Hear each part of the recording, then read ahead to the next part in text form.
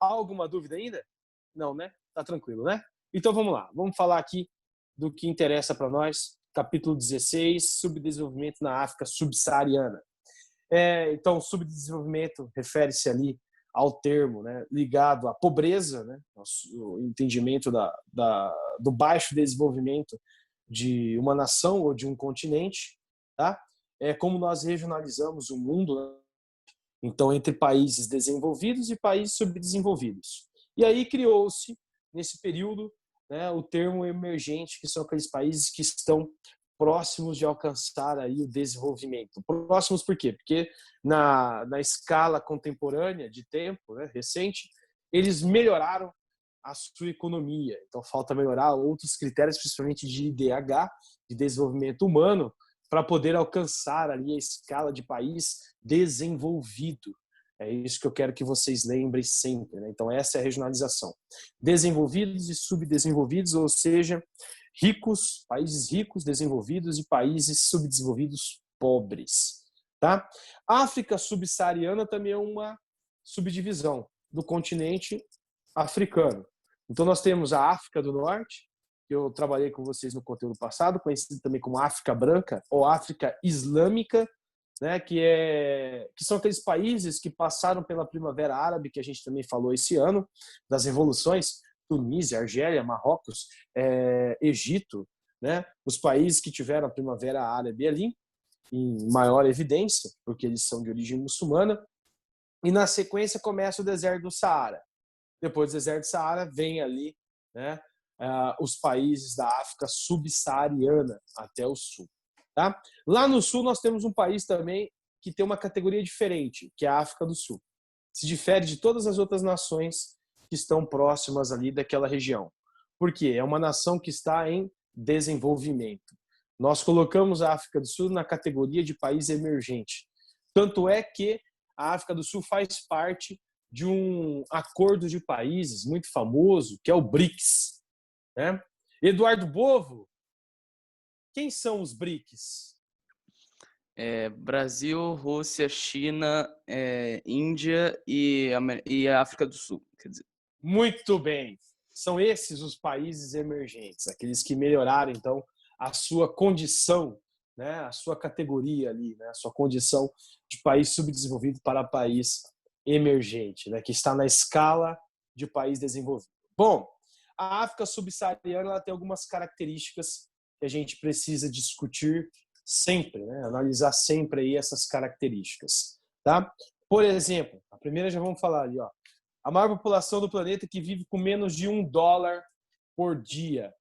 Por isso que quando a gente analisa o coeficiente de Conrado-Gini, conhecido como coeficiente de Gini, que analisa a distribuição de renda, o continente africano, a distribuição de renda dele está bem baixa, né? Você fala assim, nossa, então quer dizer que a concentração de renda, no caso, né, está bem baixa. Você fala assim, então quer dizer que existe uma igualdade social ali dentro? Não, quer dizer que a maioria da população não tem renda. Então por isso que a gente descarta essa análise do continente africano, porque é um continente sem renda. A população vive com menos de $1 por dia, ou seja, extrema pobreza. A miséria e a fome estão presentes nesses estados da África subsaariana. Isso se deve por vários motivos. Processo de colonização, mistura de etnias, né? O baixo desenvolvimento tecnológico desses povos, o baixo desenvolvimento educacional desses povos, tá? A submissão a outras nações desenvolvidas do seu território, principalmente Europa, Estados Unidos e China. Então, esses povos não se desenvolveram. Os conflitos que existem aí dentro, que nós falamos, né? E aí você tem a migração dessas pessoas, dos civis, para outras regiões, tá? E, além disso, tem ali um outro fator que está sendo apresentado para vocês, que é uma doença, né, infecto-contagiosa, que é o HIV, tá? Uma síndrome da imunodeficiência também, conhecida como a AIDS, né?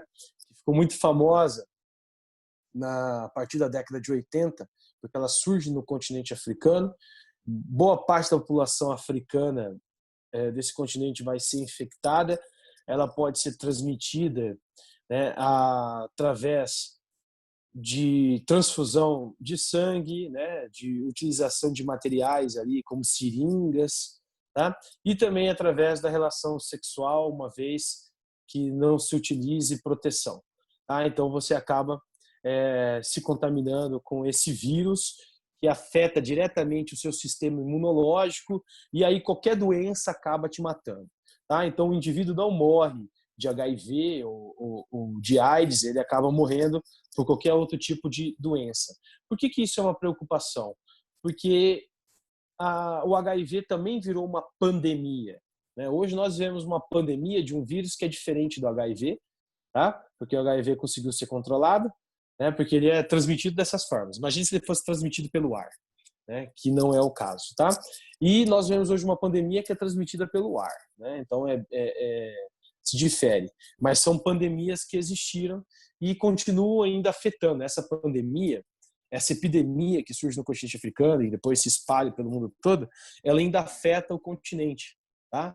O continente de extrema pobreza, onde a saúde é muito precária, né? Falta ali uma conscientização maior para essa sociedade, então acabam que eles se infectam com uma rapidez muito maior, né? E na década de 80, esse vírus ele acaba chegando aqui também no continente americano, na Europa, infectando outras pessoas, tá? Na Somália, guerra civil, né? A gente viu que tem vários pontos de guerra civil no continente africano, Somália, República Democrática do Congo, né? Tem países ali que essa guerra civil é muito mais forte. África do Sul, a partir de 1948, tem um processo lá que se chama Apartheid. Nós vamos falar do Apartheid quando a gente falar só de África do Sul, e daqui a pouco a gente vai falar dela, que é o movimento de segregação racial. O que é segregar, gente? O que é o termo segregação? Quem não sabe, anotem no caderno, por favor. Tá? Segregação significa separação. Então, existia uma separação racial dentro da África do Sul, melhor dizendo, né? De brancos e negros, tá? A África do Sul que foi colonizada primeiro por holandeses e franceses que formavam o povo Boiri, né? E depois ingleses. Então você tem uma mistura de brancos ali, ingleses, franceses e holandeses, que são a minoria da população, representam em torno de 14%. E você tem a grande maioria composta por negros, que eram dominados por esses brancos, desde a metade lá do século XX. Então, desde 1948, o apartheid passou a fazer parte da África do Sul, que era uma lei, fazia parte da Constituição da África do Sul, segregar. Então, tinham espaços de brancos e espaços de negros. Tá? O que seriam esses espaços de brancos e espaços de negros? Por exemplo, você tinha ali metrô ou ônibus, transporte coletivo para branco, com uma qualidade muito maior do que os transportes coletivos para negros. Negro não podia entrar nesse espaço do branco, tá? Porque senão, o que acontecia com ele? Era preso, certo? Tinha bebedouros para brancos e bebedouros para negros, tinha escolas para brancos e escolas para negros, hospitais para brancos e hospitais para negros, e eles não poderiam frequentar. Tá? Os negros não frequentavam o espaço dos brancos. A penalidade era prisão, certo? E aí surgem movimentos de luta tanto contra as dominações dos europeus quanto essa segregação racial, certo? Esses movimentos de luta tinham ali lideranças que são conhecidas até hoje, lembradas até hoje. Eu vou citar um nome aqui só, depois a gente vai falar, aprofundar mais, que é o Nelson Mandela, que foi preso justamente por lutar pela igualdade racial. Ficou 29 anos preso por isso. E quando saiu, virou presidente da África do Sul.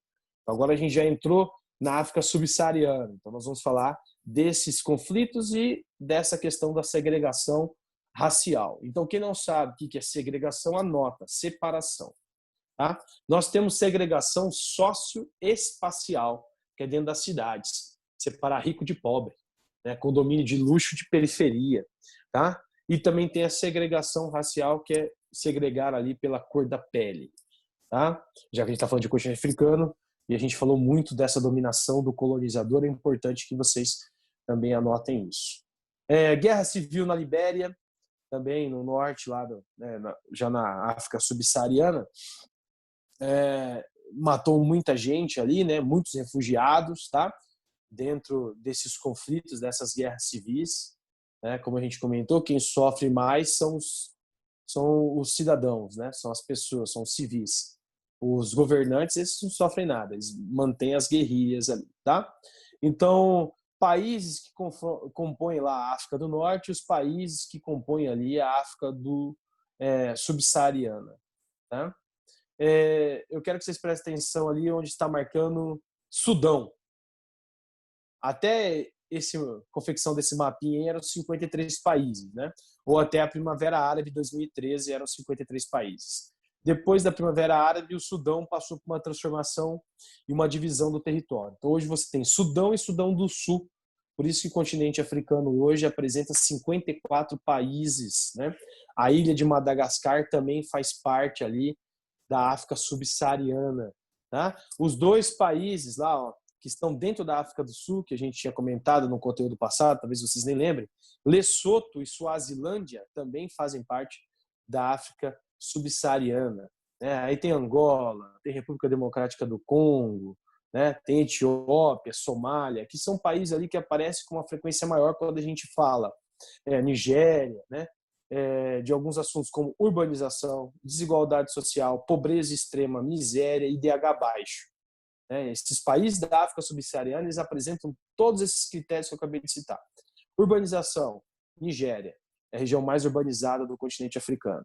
Pobreza extrema, Etiópia, povo extremamente pobre, miserável, né? Mortalidade infantil extremamente alta, expectativa de vida extremamente baixa, tá? IDH baixo, aí a gente cita um monte, né? Aí entra um monte com IDH baixo. Etiópia, Somália, Quênia, Djibouti, né? Todos esses países que eu citei agora, alguns exemplos, têm o IDH extremamente baixo. Para quem não lembra o que é IDH, e a gente está falando de continente africano, a gente vai falar muito de IDH, anota aí também. Índice de Desenvolvimento Humano. Quais são os critérios que analisam o IDH? Taxa de analfabetismo, taxa de expectativa de vida e distribuição de renda. A distribuição de renda desses caras, como ninguém tem nada, ela fica muito próxima da onde? Muito próxima do zero, que tende a ser bom quando a gente analisa a distribuição de renda no planeta todo. Mas no caso do continente africano, como é pobreza extrema, é péssimo isso, né? E a concentração de renda, ela fica sendo por pequenos grupos ali que estão ligados, primeiro, à exploração de recursos naturais, como cobre, petróleo, diamante, que tem bastante aí no continente africano, nióbio, né? Tem até um caso curioso de nióbio, porque quem produz nióbio, quem tem reservas de nióbio aí dentro e de cobre é o Congo, mas o Congo não explora, entendeu? Quem é que explora? Ruanda.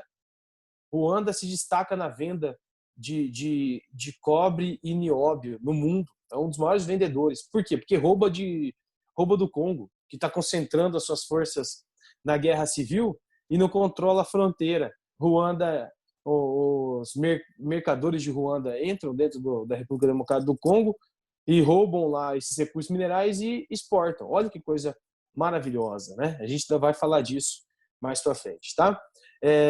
Moçambique e Angola, que tem uma certa característica aqui com o Brasil, né? Porque são países que falam a mesma língua que a nossa, né?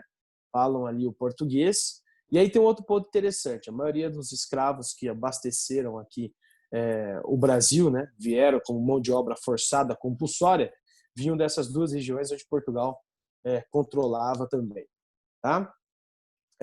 O África do Norte ou África Branca, a gente chegou a comentar um pouquinho, né? A maioria da população ali composta por muçulmanos, predomínio da religião islâmica, isso se deve lá pelo exército de Maomé ter ocupado essa área.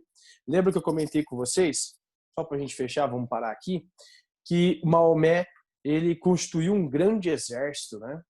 Então ele era um líder político, um líder religioso e um líder militar, que foi ali adicionando territórios, né, conforme ele ia passando por essas áreas. Então ele ia anexando ali novos territórios